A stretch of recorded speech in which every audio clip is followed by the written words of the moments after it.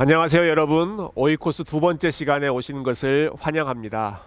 지난 시간에는 저희 아틀란타 세교회가 어떤 교회였는지 간단하게 소개해 드렸고요. 특별히 교회라고 하는 단어를 제가 세 가지 의미를 부여해서 설명해 드린 바 있습니다. 교회는 먼저 하나님의 말씀을 가르치고 배우는 모임이다. 또 교회는 그 말씀을 바탕으로 함께 사귀는 교제가 있는 모임이다. 마지막으로 세 번째, 교회는 그것을 바탕으로 세상을 향하여 다리를 놓는 모임이 교회라고 말씀드린 바 있습니다. 같은 개념을 이번에는 영어 단어 reach, 도달한다 라고 하는 단어를 사용해서 다시 한번 상기시켜 드리고 싶습니다. 교회가 갖는 세 가지 방향성을 저는 reach up, reach in, reach out 이렇게 표현해 보고 싶습니다. 먼저 하나님을 향하여 올라가는, 위를 향하여 올라가는 reach up. 그 다음으로는 공동체를 향하여 안으로 함께 모여서 교제하는 reach in. 그리고 그것을 바탕으로 세상을 향하여 밖으로 뻗어나가는 reach out. 이것이 우리 아틀란타 세교회가 갖는 중요한 세 가지의 관계입니다. 사실 이것은 제가 새롭게 만들어낸 개념이 아니고요. 성경에서 인간의 창조 이후에 우리가 맺는 중요한 관계를 설명할 때 항상 중요하게 다루었던 개념입니다. 창세기 1장과 2장에 보면 하나님께서 저와 여러분 아담과 하와를 창조하셨을 때 주셨던 관계가 세 가지로 설명되고 있죠. 먼저는 창조주이신 하나님과 피조물 사이에 맺는 창조주와 피조물의 관계, 하나님과의 관계입니다. 그 다음은 사람과 사람 사이의 관계를 하나님께서 맺어주셨습니다. 사람을 하나하나 개개인으로만 창조하신 것이 아니라 남자와 여자라고 하는 하나의 공동체적인 존재로 만드셨습니다. 혼자 있는 것을 하나님께서 좋게 생각하지 않으셨죠. 그리고 마지막으로 세 번째는 그 인간이 하나님께서 주시는 권위를 바탕으로 온 세상을 다스리고 경영하는 청지기적인 관계로 하나님께서 만들어 주셨습니다. 역시 마찬가지입니다. 죄가 이 세상 가운데 들어와서 타락했을 때 깨어졌던 관계 역시 이 세 가지 관계였죠. 하나님과의 관계가 깨어짐으로써 그전에는 하나님과 교제하며 친밀함을 누렸던 관계가 아니라 이제는 하나님을 두려워하고 멀리 도망치는 그런 관계로 변질되어 버렸습니다. 마찬가지로 사람과 사람 사이의 관계도 똑같았죠. 서로 책임지고 사랑하는 관계가 아니라 오히려 책임을 전가하고 손가락질하는 관계로. 그리고 마지막으로는 세상과의 관계에 있어서도 사랑으로 경영하고 경작하는 그러한 책임 있는 관계가 아니라 땅이 오히려 인간을 향하여 가시덤불과 엉겅퀴를 내는 서로 투쟁하고 갈등하는 그런 관계로 변질되었습니다. 예수님께서 오셔서 이 세 가지의 관계를 회복해 주셨습니다. 하나님과의 관계, 사람과의 관계, 그리고 세상과의 관계를 회복해 주셨죠. 그래서 교회는 이 세 가지의 관계에서 회복된 관계를 누리는 그러한 모임이 공동체가 바로 교회이고 저와 여러분이 섬기는 아틀란타 세교회입니다. 이 세 가지 개념을 오늘부터 하나씩 함께 설명하고 또 나누고 싶은데요. 오늘은 무엇보다 먼저 하나님과의 관계, reach up, 하나님을 향하여 우리가 올라가는 그러한 관계의 중요성을 생각해 보고자 합니다. 이것을 예배하는 교회, 우리가 중요하게 생각하는 예배에 초점을 맞춰서 함께 설명해 보고자 합니다. 교회가 하는 여러 가지 활동 중에 가장 중요한 활동이 예배라고 하는 사실은 아마 많은 분들이 동의하실 것입니다. 모든 교회가 마찬가지로 이것을 제1의 우선순위로 생각하는데요. 특히 저희 세교회가 속해 있는 장로교회는 더더욱 그렇습니다. 저는 장로교회가 가지고 있는 믿음의 유산을 아주 중요하게 생각하고 또 자랑스럽게 생각하는데요. 그 중에서도 웨스트민스터 소요리 문답에 가장 첫 번째 나오는 유명한 문답은 저희가 두고두고 늘 반복해서 기억해야 할 귀한 가르침이라고 생각합니다. 사람의 제일된 목적은 무엇입니까? 사람의 제일된 목적은 하나님을 영화롭게 하고 그분을 영원토록 즐거워하는 것입니다. 우리가 인간으로 창조된 이유는 하나님을 영화롭게 하고 그분을 영원토록 즐거워하기 위해서입니다. 이것이 예배이죠. 하나님께서 인간을 처음 창조하셨을 때의 창조 기록을 통해서도 이 원리를 우리가 확인할 수 있습니다. 여러분, 하나님께서 사람을 창조하셨을 때 여섯째 날 때 창조하셨습니다. 그리고 바로 그 다음 날 일곱 번째 날에 하나님께서 안식하셨죠. 이 날, 안식의 날이 저와 여러분이 예배하는 날로 주어진 날입니다. 그러니까 창조의 순서를 우리가 생각해 본다면 아담이 지음받은 후에 바로 그 다음 날, 첫 번째로 주어진 날에 했던 일이 안식하며 하나님을 예배하는 일이었습니다. 즉 하나님을 예배하는 것이 사람의 가장 첫 번째 본분이고, 그리고 하나님을 예배한 후에, 즉 하나님 안에서 먼저 안식을 누리고 나서 세상으로 나가고 여러 가지 삶의 현장으로 나아가는 것이 하나님께서 정해놓으신 올바른 순서였던 것이죠. 여기서 안식한다라고 하는 말에 대해서 잠깐 생각해 보면 좋겠습니다. 안식한다라고 하는 것은 단순히 아무 일도 하지 않고 그냥 쉬기만 한다라는 정도의 의미는 아닙니다. 여러분, 하나님께서 일곱째 날에 안식하셨다라고 성경은 말하고 있죠. 하나님께서 왜 안식하셨을까요? 6일 동안 창조하셨던 그 일이 너무너무 피곤해서 그 모든 일들을 쉬기 위해서 하나님께서 안식하셨을까요? 하나님은 우리와 같은 육체가 아니시기 때문에 피곤함을 느끼시는 분이 아니시죠. 그래서 피로한 몸을 쉬기 위해서 안식하신 것은 분명히 아니셨을 것입니다. 그분은 졸지도 않고 주무시지도 않는 분이시다라고 하는 시편 기자의 고백도 저희가 생각해 볼 수 있습니다. 아담 역시도 마찬가지였죠. 지음받은 이후에 첫 번째로 첫날 했던 일이 안식하는 일이었다라고 하는 것은 안식이라고 하는 것이 단순히 육체를 쉬는 것 정도의 의미가 아니라는 사실을 우리가 확인할 수 있습니다. 여러분, 안식한다라는 것은 단순히 쉬는 것만을 의미하는 것이 아니라 보다 중요하게는 모든 것이 제자리로 돌아간다라고 하는 의미를 가지고 있습니다. 히브리어 단어로 샤바트라고 하는 단어에는 모든 것이 원래의 자리로 돌아간다, 모든 것이 집으로 돌아간다라고 하는 홈커밍의 의미가 담겨 있습니다. 즉 하나님께서 6일 동안 온 세상을 창조하신 후에 일곱째 되는 날에는 하나님께서 원래 계셨던 그 자리로, 온 세상을 다스리는 왕의 자리로 돌아가셨던, 본인의 집으로 컴백하셨던 날이 바로 안식의 날이었던 것이죠. 마찬가지로 인간 역시 본인이 있어야 할 본래의 자리, 즉 왕의 왕 되시는 하나님을 섬기고 하나님께 영광을 돌리는 그 본연의 자리로 돌아가고 하나님 안에서 안식하는 그 날이 안식의 날이고, 그 일이 바로 하나님을 예배하는 일입니다. 이제 그러면 예배라고 하는 단어에 대해서도 한번 잠깐 생각해 보실까요? 예배라고 하는 단어는 한자어로는 예를 갖추어서 절한다라고 하는 뜻입니다. 헬라어 역시 마찬가지입니다. 헬라어에서 예배를 설명하는 단어가 프로스퀴네오라고 하는 단어인데요. 이 단어는 노예가 주인 앞에 무릎을 꿇고 주인의 발 앞에 엎드리는 동작을 표현하는 단어가 이 프로스퀴네오입니다. 그래서 영어로도 예배를 우리가 서비스라고 표현하죠. 섬기는 것, 그분의 발 앞에, 주인의 발 앞에 엎드려서 주인을 섬기는 것을 서비스라고 표현하기도 하고요. 또 예배를 가장 일반적으로 표현하는 단어는 worship이죠. worship.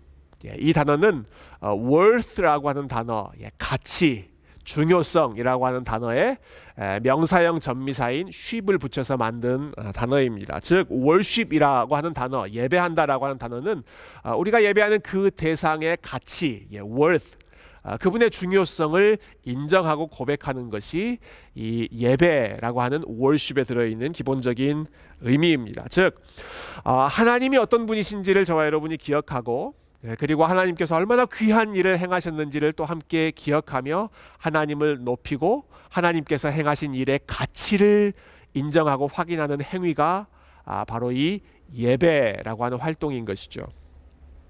저는 이러한 예배의 의미를 제 아이를 통해서 아주 생생하게 배운 적이 있습니다. 몇 년 전 주일 아침에 일어났던 일인데요. 주일에 교회에 가기 위해서 아침부터 온 가족이 분주하게 준비하고 있었습니다.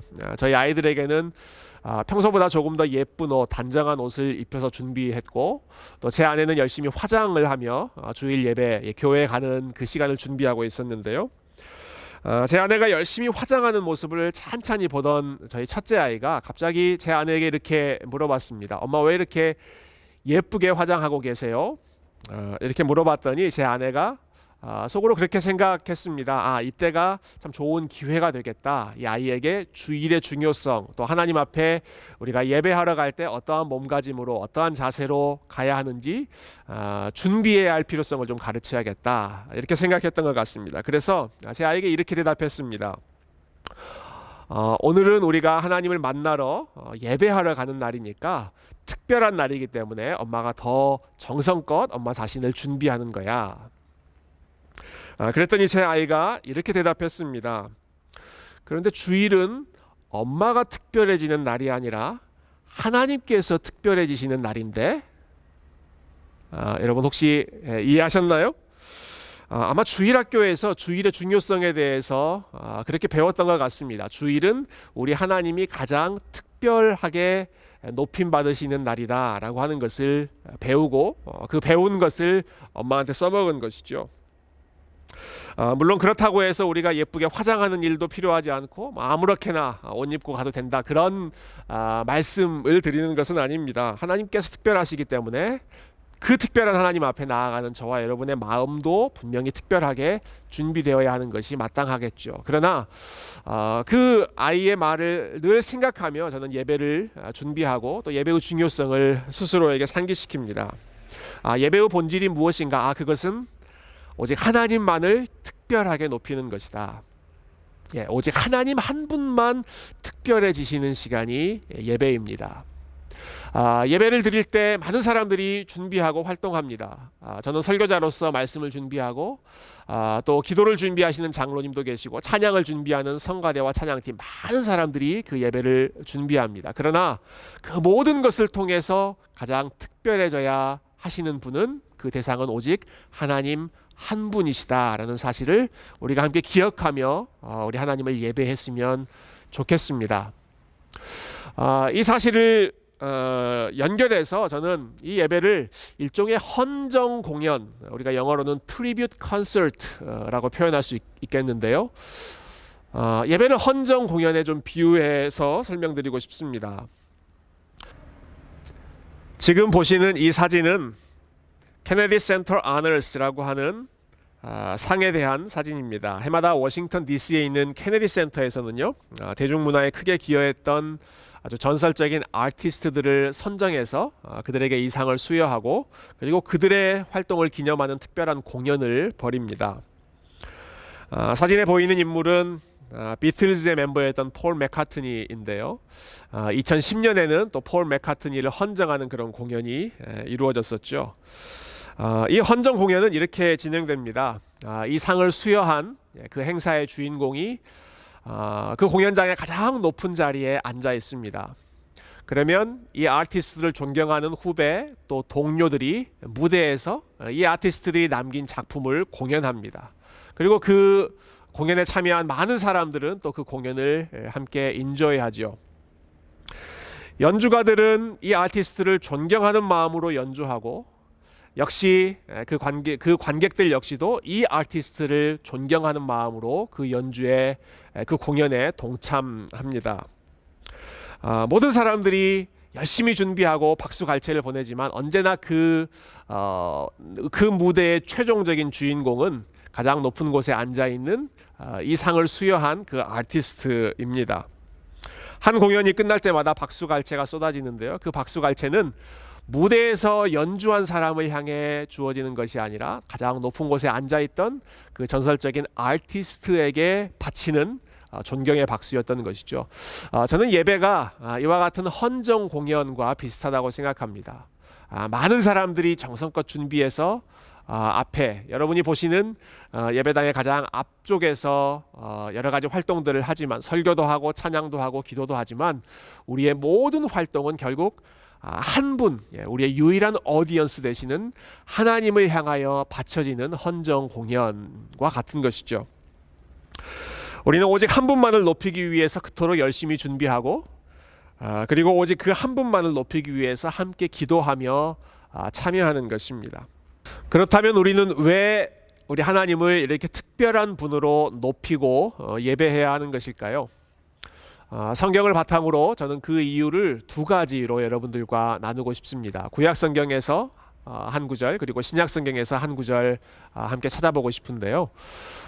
예배와 관련해서 구약 성경에서 가장 중요한 본문은 십계명입니다. 십계명에서 네 번째 계명으로 안식일을 기억하여 거룩히 지키라, 우리 모두에게 명령하고 계시죠. 구약 성경에는 그런데 십계명과 관련해서 두 가지 본문이 나옵니다. 먼저는 출애굽기 20장 말씀인데요. 제가 한번 읽어보겠습니다. 안식일을 기억하여 거룩하게 지키라. 이는 엿새 동안에 나 여호와가 하늘과 땅과 바다와 그 가운데 모든 것을 만들고 일곱째 날에 쉬었음이라. 그러므로 나 여호와가 안식일을 복되게 하여 그 날을 거룩하게 하였느니라. 안식일을 지켜야 하는 근거로 출애굽기 20장이 제시하고 있는 이유는 하나님께서 여섯째 날 6일 동안 모든 세상을 창조하셨기 때문이다 라고 말합니다. 즉 하나님께서 창조하신 것, 하나님이 창조주이신 것이 우리가 하나님을 기억하며 예배해야 할 첫 번째 이유인 것이죠. 근데 흥미로운 점은 이 똑같은 안식일 명령, 안식일을 기억하여 거룩히 지키라는 명령을 신명기 5장에서도 말씀하고 있는데 거기서는 이유가 좀 달라집니다. 신명기 5장 말씀 읽어보겠습니다. 내 하나님 여호와가 내게 명령한 대로 안식일을 지켜 거룩하게 하라. 너는 기억하라. 네가 애굽 땅에서 종이 되었더니 내 하나님 여호와가 강한 손과 편팔로 거기서 너를 인도하여 내었나니 그러므로 내 하나님 여호와가 내게 명령하여 안식일을 지키라 하느니라. 여기서는 안식일을 지켜야 하는 근거로 하나님이 너희를 구원하셨기 때문이다 라고 말씀하고 있습니다. 이집트의 종 되었던 너희를 하나님께서 은혜로 구원해 주셨기 때문에 그 구원을 기억하며 기뻐하는 마음으로 하나님을 예배하라는 것이죠. 즉 두 가지 이유입니다. 하나님이 우리를 창조하신 분이시기 때문에 우리가 하나님을 특별한 분으로 예배해야 하고, 또한 하나님께서 저와 여러분을 구원하신 분이기 때문에 우리가 하나님을 역시 기억하며 하나님을 높여야 하는 것이죠. 이 두 가지 사실은 신약 성경에 나오는 예배에 대한 아주 중요한 본문을 통해서도 다시 한번 확인되는데요.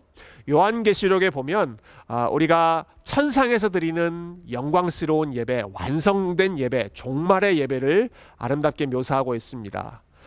요한계시록 4장과 요한계시록 7장에 그 내용이 기록되어 있는데 제가 먼저 요한계시록 4장에 있는 말씀을 한번 읽어보겠습니다. 24장로들이 보좌에 앉으신 이 앞에 엎드려 세세토록 살아계시는 이에게 경배하고 자기의 관을 보좌 앞에 드리며 이르되 우리 주 하나님이여 영광과 존귀와 권능을 받으시는 것이 합당하오니 주께서 만물을 지으신지라 만물이 주의 뜻대로 있었고 또 지으심을 받았나이다. 여기서는 하나님을 예배하는 주된 이유를 가리켜서 하나님이 만물을 창조하셨기 때문입니다 라고 밝히고 있죠. 몇 장 뒤에 가서 요한계시록 7장에 보면 또 새로운 내용이 나옵니다. 그 부분 읽어보겠습니다. 이 일 후에 내가 보니 각 나라와 족속과 백성과 방언에서 아무도 능히 셀 수 없는 큰 무리가 나와 흰옷을 입고 손에 종려가지를 들고 보좌 앞과 어린 양 앞에 서서 큰 소리로 외쳐 이르되 구원하심이 보좌에 앉으신 우리 하나님과 어린 양에게 있도다. 장로 중 하나가 응답하여 나에게 이르되 이 흰옷 입은 자들이 누구며 또 어디서 왔느냐? 내가 말하기를 내 주여 당신이 아시나이다 하니 그가 나에게 이르되 이는 큰 환난에서 나오는 자들인데 어린 양의 피에 그 옷을 씻어 희게 하였느니라. 너무나 중요한 본문입니다. 각 나라와 족속과 백성과 방언, 온 세상에 하나님을 경외하는 백성들이 다 모여서 하나님을 예배하는데 그 예배하는 이유는 구원하심이 우리 하나님과 어린 양에게 있기 때문입니다. 하나님이 구원자이시기 때문에 우리가 하나님을 예배한다 밝히는 것이죠. 그리고 이렇게 예배하는 사람들을 가리켜서 그들이 흰 옷을 입고 있었다라고 묘사하는데요. 흥미롭게도 그들의 흰 옷은 어린 양의 피로 깨끗하게 씻어진 흰 옷이었다라고 말합니다. 즉 요한계시록 7장에서 하나님을 예배하는 이유는 어린 양의 보혈에 근거해서 우리가 예배하는 것이죠. 예수 그리스도의 보혈로 우리가 하나님의 구원받은 백성이 되었기 때문에 그것을 기뻐하는 마음으로 그리고 그것에 근거하여 하나님을 예배하는 것입니다. 이처럼 우리가 하나님을 특별한 분으로 높이는 두 가지 이유는 하나님이 창조주이시기 때문이고 그리고 하나님이 우리를 구원하신 분이기 때문입니다. 특히 우리의 구원이 다름 아닌 어린 양의 속죄 사역, 어린 양의 보혈에 기초하고 있다는 사실을 기억하는 것이 오늘날 저와 여러분이 예배를 드리는데 굉장히 중요합니다. 이것이 바로 우리가 구약 시대의 성도들처럼 안식일에 예배를 드리지 않고 주일에 예배를 드리는 이유이죠. 예수님께서 안식 후 첫날, 즉 오늘날 우리에게 일요일에 해당하는 이 날에 부활하셨기 때문에 우리의 구원이 그리고 우리의 예배의 근거가 바로 예수 그리스도라는 사실을 기념하고 또 확인하는 의미에서 우리가 주일에 하나님을 예배하는 것입니다. 안식일에서 주일로 바뀌어진 것은 단순히 예배하는 날짜가 토요일에서 일요일로 바뀌는 그러한 정도의 의미가 아니라 우리가 예배하는 근거가 바로 예수 그리스도 중심으로 예배한다는 것을 확인해주는, 그것을 상징하는 아주 중요한 의미가 있는 것이죠. 이제 마지막으로 저희 세교회에서 드리는 예배의 내용을 그리고 예배의 순서를 함께 확인하고 살펴보도록 하겠습니다. 오늘날 많은 교회에서 나타나는 한 가지 주도적인 현상 중에 하나는 예배의 순서가 굉장히 간소화되고 있다는 것입니다. 현대 사회의 영향력이죠. 실용주의의 영향력 속에서 중요한 것은 형식이 아니라 내용이기 때문에 그냥 간단하게 우리의 마음만 하나님 앞에 드리면 된다. 이렇게 예배를 인도하는 그러한 문화가 많이 만연해 있는 것 같습니다. 물론 우리가 예배를 드릴 때 형식주의를 주의하고 경계해야 하는 것은 마땅합니다. 그냥 습관적으로 생각하지 않고 형식만, 구색만 맞추는 것은 올바른 예배가 아니겠죠. 그러나 하나님께 우리가 예배 드릴 때에는 성경에 나와 있는 요소들을 바탕으로 그리고 그 요소들을 일정한 순서에 그리고 질서 있게 배열하여 하나님을 예배하는 것이 중요합니다. 그것이 우리 장로교회가 드리는 여러 가지 예배의 순서 그리고 예배의 요소 가운데 담겨 있는데요. 특별히 우리가 드리는 예배 순서 안에는 우리가 가지고 있는 신학이 고스란히 담겨 있습니다. 그 내용을 저희가 함께 기억하는 일이 저는 중요하다고 생각합니다. 우리가 일반적으로 예배를 드린다라는 표현을 자주 씁니다. 이 표현은 저는 참 좋은 표현이라고 생각합니다. 특히 이 예배라고 하는 시간을 통해 우리가 하나님으로부터 뭔가를 얻어내는, 쟁취해내는 것이 아니라 우리의 마음을 드리고 우리의 삶을 드리고 하나님 앞에 우리 자신을 헌신한다라고 하는 차원에서 예배를 드린다라는 표현은 아주 적절한 표현이라고 생각합니다. 그렇지만 다른 한편에서 생각해 보면 예배는 단순히 우리가 하나님 앞에 드리기만 하는 것이 아닙니다. 우리 편에서 시작해서 하나님 편으로 일방적으로만 진행되는 것이 예배가 아니라 사실은 하나님 편에서 우리에게 주시는 것 그리고 그것에 반응하여 우리가 하나님 앞에 드리는 것, 또 하나님께서 다시 우리에게 베풀어 주시는 복, 또 거기에 반응하여 우리가 하나님 앞에 헌신하는 것, 이러한 서로 주고받는 쌍방향의 대화가 예배를 통해서 이루어집니다. 그리고 여기서 중요한 것은 이 쌍방향의 대화에서 먼저 우선되는 것은 우리가 하나님 앞에 드리는 것 이전에 하나님 앞에 하나님께서 우리에게 주시는 말씀 그리고 약속, 하나님께서 주시는 복이, 은혜가 예배의 기초가 된다라고 하는 사실입니다. 하나님께서 저와 여러분을 먼저 하나님을 예배할 수 있는 그 예배의 자리로 초청해 주시죠. 그러면 우리가 그 은혜에 반응해서 찬양과 기도로 나아갑니다. 그 다음에 또 하나님께서 저와 여러분에게 말씀의 복을 주십니다. 역시 거기에 대해서 반응하여 우리가 우리의 자신을 하나님 앞에 헌신하며 드립니다. 그리고 예배의 마지막은 역시 하나님께서 저와 여러분을 축복의 말씀으로 파송해 주시는 시간입니다. 이처럼 하나님과 우리 사이에 주고받는 이러한 인터랙션이 있는 것이 우리가 드리는 예배의 기본적인 요소입니다. 이 원리를 우리가 드리는 예배 순서 가운데서 한번 확인해 봤으면 좋겠는데요. 종교개혁의 전통 위에 서 있는 개신교는 오직 말씀, 오직 성경이라고 하는 원리를 무척 중요하게 생각합니다. 그래서 예배에 있어서도 중간에 있는 이 설교 시간을 굉장히 중요하게 생각하고 이 설교를 예배의 하이라이트로, 클라이맥스로 생각하는 경향이 많이 나타납니다. 이로 인해 빚어지는 한 가지 안타까운 현실이 있죠. 그것은 다른 순서는 그냥 대충 참석하더라도 설교하는 시간에만 참석하면 그걸로 내가 오늘 예배 드렸다, 이렇게 사람들이 많이 생각한다는 것입니다. 그래서 예배 시간에 조금 늦게 도착하고 혹은 대표 기도하는 시간에 잠깐 들어왔다가 목사가 진행하는 설교를 듣고 설교가 끝나자마자 또 그냥 떠나는, 그럼에도 불구하고 나는 오늘 설교를 들었기 때문에 예배를 다 드린 것이다, 이렇게 생각하는 안타까운 모습이 적지 않게 나타나는 것 같습니다. 여러분, 그러나 이것은 올바른 예배가 아닙니다. 말씀을 맡은 목사로서 저 같은 사람에게 설교가 중요하다는 것은 부인할 수 없는 사실이고, 우리 성도님들께서 참 다른 시간이 아니라 적어도 설교 시간이라도 집중해서 참석하신다는 건 참 감사한 그러한 사실이지만, 그러나 그것은 올바른 예배가 아닙니다. 왜냐하면 예배 가운데 하나님께서 말씀하시는 시간은 설교 시간만이 아니기 때문에 그렇습니다.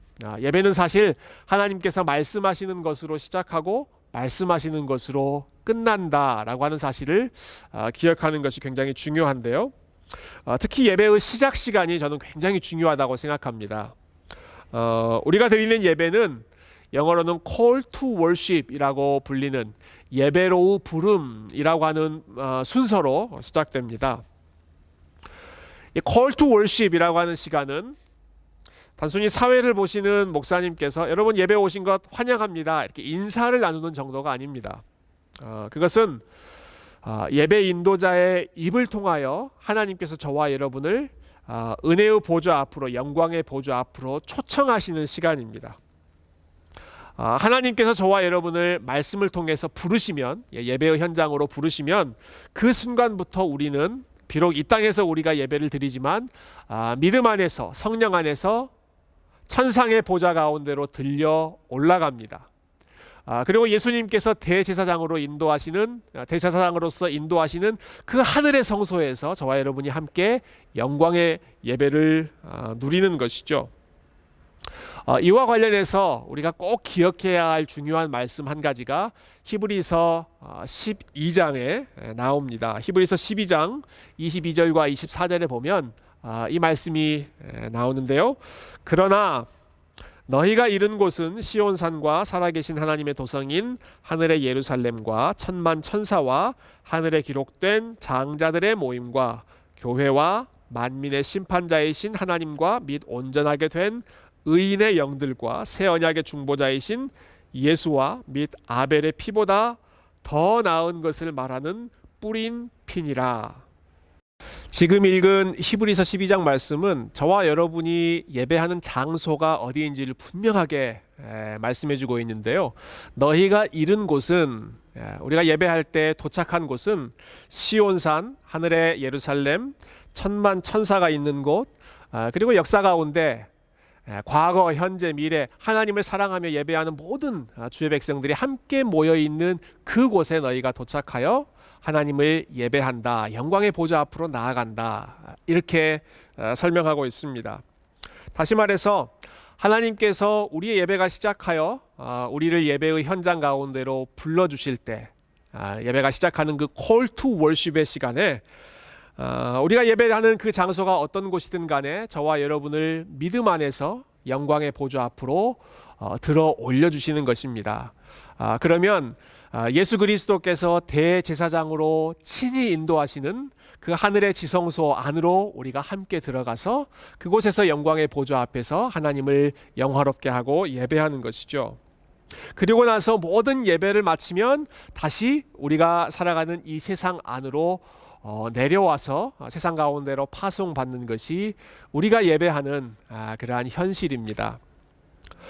이처럼 하나님께서 저와 여러분을 영광의 보좌 앞으로 들어 올려서 불러주시는 시간이 이 예배의 첫 시작이기 때문에 이 Call to Worship, 예배를 시작하는 시간에 저와 여러분이 함께 그 부름을 받는 것이 굉장히 중요합니다. 예배에 늦지 않고 그 첫 시간을 반드시 지켜야 하는 이유가 여기에 있는 것이죠.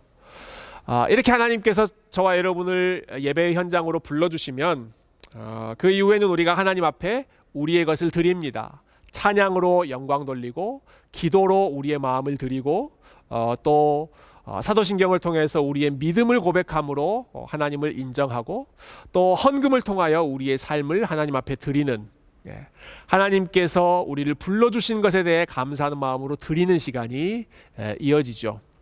그리고 나서 하나님 말씀을 읽고 다시 한번 하나님께서 저와 여러분에게 말씀을 선포해 주시는, 말씀해 주시는 시간이 이어집니다. 그리고 역시 그 말씀에 반응하여 우리가 헌신하며 하나님께 감사하며 우리의 삶을 드리는 찬양과 기도의 순서가 그 다음에 이어지고 있습니다. 그리고 마지막으로는 축도하는 시간이 있죠.